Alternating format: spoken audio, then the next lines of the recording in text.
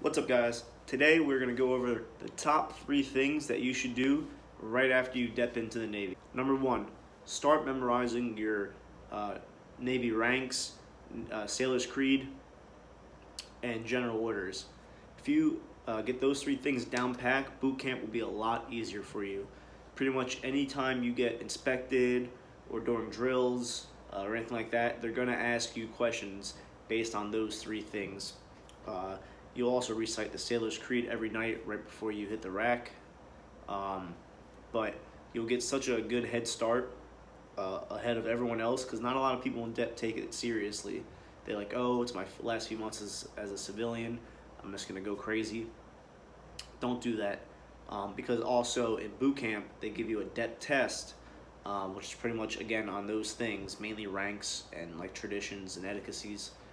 And if you pass that test, you get bumped up a pay grade in boot camp. That's what happened to me, so it's well worth it. Take an hour every night.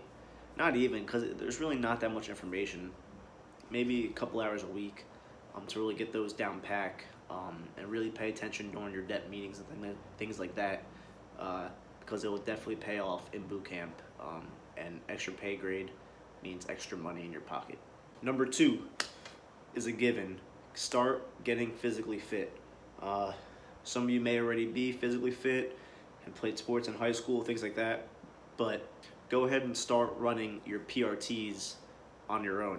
You can Google Navy Physical Standard,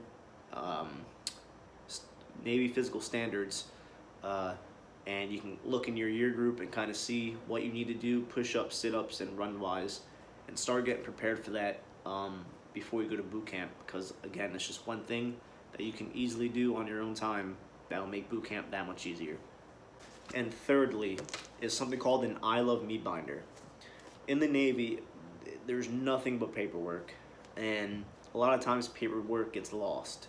Not a lot of people don't do their job right. It's just like the civilian world. Things will get lost. So the most important thing that you can do for your career is anytime you get an award, anytime you put your signature on a piece of paper, anytime you sign something about your pay, about your contract, keep the original or get a copy, whatever one you're allowed to do. Sometimes the original needs to go to certain people, but get a copy. Anytime you complete a school, anything that you do, you want to put in your I Love Me binder. You guys can see here, this is mine. Again, I've been in for about 6 years, and I still have my original contract here. Actually, I don't want to show you guys that. You might zoom in. And I even have a copy. Remember all that paperwork you guys filled out in the beginning of DEP when you originally showed up to your recruiter? Get a copy of that, because that's what they send you to boot camp with. And this is my copy of that. I still have it. This is 6, almost 7 years old. And it's very important.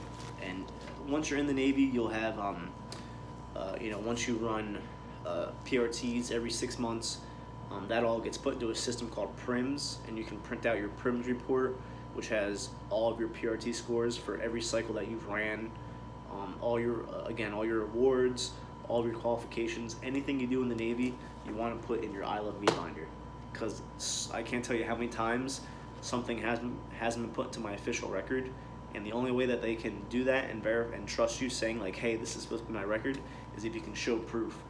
And the way you do that is by keeping an I Love Me binder. So this is probably the most important thing you can do in your career, is document your own career, because don't rely on big Navy or other people in your command to do it for you. Those are my top 3 tips to do as soon as you enter into DEP. Stay tuned to the channel for other military-based videos, and I hope you guys found this video very informative, and I really hope you take something away from it. Thanks for watching, and until next time. No, no, no.